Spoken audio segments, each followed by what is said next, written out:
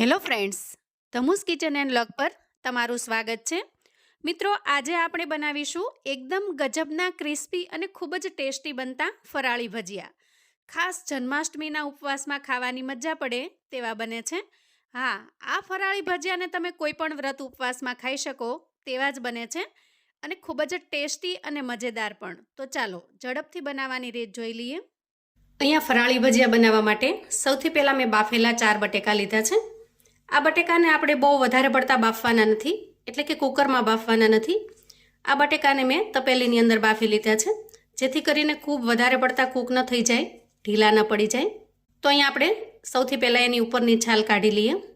આ રીતે તપેલીની અંદર બાફી લેવાથી બટેકા જે વધારે પડતા ભીનાશવાળા એકદમ સોફ્ટ થઈ જાય છે એ રીતે નહીં બને.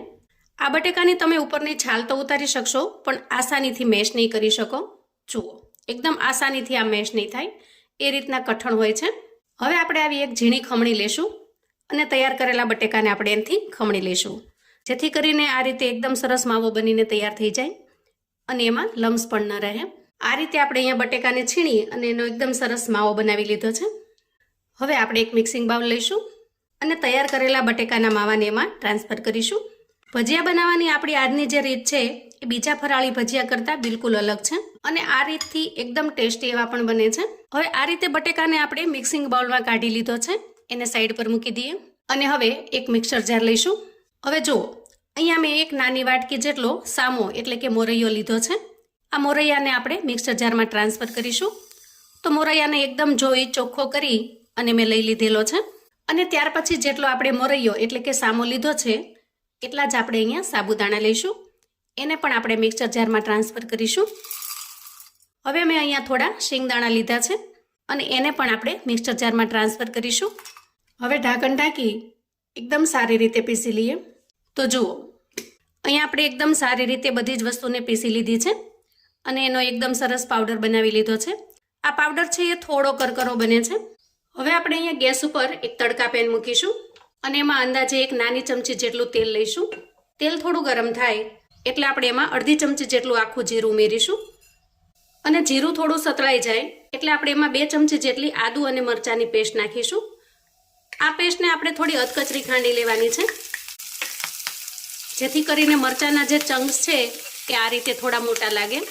અને ત્યાર પછી આપણે એમાં 1 ચમચી જેટલા તલ ઉમેરીશું અને તલને પણ આપણે સારી રીતે સાંતળી લેવાના છે. આ રીતે સાંતળી લેવાથી તલ અને જે મરચાંનું કાચાપણું છે એ દૂર થઈ જશે. જુઓ, અહીંયા ગેસની ફ્લેમને બંધ કરીશું, કેમ કે આ જે વઘાર છે એ ખૂબ સારી રીતે તૈયાર થઈ ગયો છે. હવે આપણે બટેકાનું મિશ્રણ લઈએ અને તૈયાર કરેલા વઘારને એમાં ટ્રાન્સફર કરી દઈએ.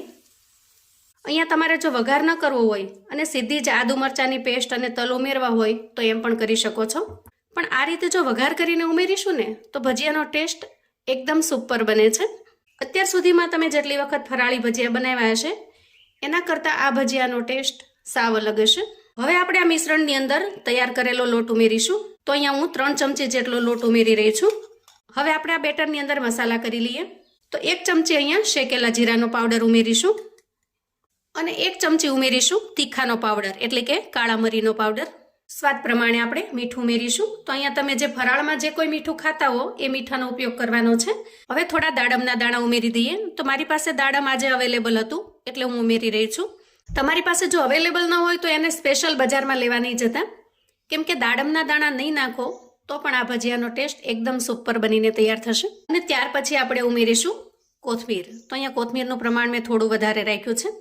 ખૂબ ટેસ્ટી એવી લાગે છે આમાં કોથમીર. આજે આપણે ફરાળી ભજીયા બનાવી રહ્યા છીએ એટલે આમાં તમારે વધારે પડતા મસાલા નાખવાની પણ જરૂર નહીં પડે. એકદમ સિમ્પલ જે કાંઈ આપણે ફરાળમાં ખાતા હોઈએ એ જ મસાલા જશે. આ રીતે આપણે મિશ્રણને ભેગું કરી લેવાનું છે. આમ કરવાથી આપણને એની કન્સિસ્ટન્સીનો ખ્યાલ આવી જશે કે કેટલું ઢીલું બન્યું છે અને કેટલું કઠણ છે. ખાસ કરીને બટેકાને જે આપણે અધકચરા બાફી અને પછી જે ખમણી લીધા છે એનાથી આમાં મોઇસ્ચરનું પ્રમાણ ઓછું રહે છે, એટલે કે બહુ ભીનાશ થતી નથી. મેં ચેનલ ઉપર ફરાળી લોટ બનાવવા માટેની રેસિપી શેર કરેલી છે. ખૂબ જ સરસ રીતે તમે ઘરે પણ ફરાળી લોટ બનાવીને તૈયાર કરી શકો છો અને 6 મહિના માટે એને સ્ટોર પણ કરી શકો છો. તો આ ફરાળી લોટની રેસિપી જોવા માટે તમે ચેનલ પર ચેક કરી શકો છો અને સાથે સાથે ડિસ્ક્રિપ્શનમાં પણ હું એની લિંક મૂકી દઉં છું. હવે અહીંયા ભજીયાની અંદર એકદમ ચટપટો ટેસ્ટ લાવવા માટે હું અડધી ચમચી જેટલી ખાંડ ઉમેરું છું અને સાથે સાથે આપણે અડધા લીંબુનો રસ પણ ઉમેરીશું અને 1 ચમચી જેટલું અહીંયા મોળું દહીં ઉમેરીશું અને ત્યાર પછી સારી રીતે મિક્સ કરી લઈશું. તો અહીંયા જો ખટાશમાં તમારે માત્ર લીંબુ જ ઉમેરવું હોય તો ખાલી લીંબુ પણ ઉમેરી શકો છો. દહીંને તમે સ્કીપ પણ કરી શકો છો અને દહીંની જગ્યાએ જો થોડી છાશ હોય તો છાશ પણ લઈ શકો છો. હવે બેટરને થોડું અમથું ઢીલું બનાવવા માટે આપણે અહીંયા 4 થી 5 ચમચી જેટલું પાણી ઉમેરીશું. પાણીને આપણે અહીંયા થોડું જ ઉમેરવાનું છે જેથી કરીને બેટર ઢીલું ન થઈ જાય. અહીંયા બેટર છે એ એકદમ કઠણ પણ નથી અને સાવ ઢીલું પણ નથી, એ રીતે મીડિયમ થિકનેસમાં બનીને તૈયાર થયું છે. અહીંયા ફરાળી ભજીયાનું બેટર બનાવવા માટે આપણે જે લોટ તૈયાર કરેલો એમાં આપણે સાબુદાણાનો ઉપયોગ કરેલો છે. તો આ બેટરને આપણે 4 થી 5 મિનિટ માટે ઢાંકીને રેસ્ટ થવા દઈએ જેથી કરીને એના અંદર જે સાબુદાણા આપણે ઉમેરેલા છે એ સારી રીતે ફૂલી જાય. આમ કરવાથી આપણે જે ભજીયા બનાવીશું એ ઉપરથી એકદમ સરસ ક્રિસ્પી બનશે અને અંદરથી સોફ્ટ બનીને તૈયાર થશે. અને જ્યાં સુધીમાં બેટર રેસ્ટ થાય છે ત્યાં સુધીમાં આપણે આજના નાસ્તા માટે એકદમ ટેસ્ટી એવું ડીપ બનાવીને તૈયાર કરી લઈએ. દહીંનું ડીપ બનાવવા માટે આપણે અહીંયા થોડું દહીં લઈશું. તો તમારે જેટલું ડીપ બનાવવું હોય એ પ્રમાણમાં તમારે અહીંયા દહીં લઈ લેવાનું છે. આ દહીં છે એ બહુ ખાટું પણ નહીં અને સાવ મોળું પણ નહીં, એ રીતનું દહીં લીધેલું છે. આમ કરવાથી તમે જે ચટણી બનાવો છો એવો જ સરસ ટેસ્ટ આ ડીપની અંદર આવે છે. હવે આ દહીંને આપણે સારી રીતે ફેંટી લેવાનું છે. જુઓ, અહીંયા આપણે એકદમ સારી રીતે ફેંટી લીધું છે. હવે આપણે એમાં સ્વાદ પ્રમાણે મીઠું ઉમેરીશું. અહીંયા તમે ફરાળમાં જે મીઠું ખાતા હો એ મીઠું ઉમેરી દેવાનું. અડધી ચમચી જેટલો શેકેલા જીરાનો પાવડર ઉમેરીશું અને 5 ચમચી જેટલા અહીંયા તીખા ઉમેરીશું, એટલે કે કાળા મરીનો પાવડર.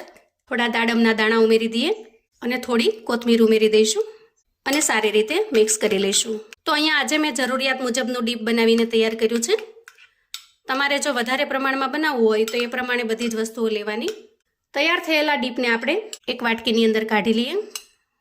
તો ખાસ કરીને જ્યારે પણ તમે ફરાળી વાનગી બનાવો ત્યારે એની સાથે ચટણીની જગ્યાએ તમે આ રીતે દહીંનું ડીપ બનાવીને તૈયાર કરી શકો છો. એક વખત ટ્રાય કરજો, તમને આ ડીપ ખૂબ જ પસંદ આવશે. હવે જુઓ, અંદાજે 4 થી 5 મિનિટ જેટલો સમય થયો છે. હવે બેટરને ચેક કરી લઈએ. અહીંયા બેટર છે એ ફરી થોડું અમથું થીક બન્યું છે, થોડું જાડું ઘાટું બન્યું છે. તો અહીંયા 2 થી 3 ચમચી જેટલું પાણી ઉમેરીશું અને બેટરની કન્સિસ્ટન્સીને આપણે બેલેન્સ કરી લઈશું. બેટરને આપણે અહીંયા ગોટાના મિશ્રણની જેમ થોડું નરમ બનાવવાનું છે, આરામથી ભજીયા પાડી શકીએ એવું બનાવવાનું છે.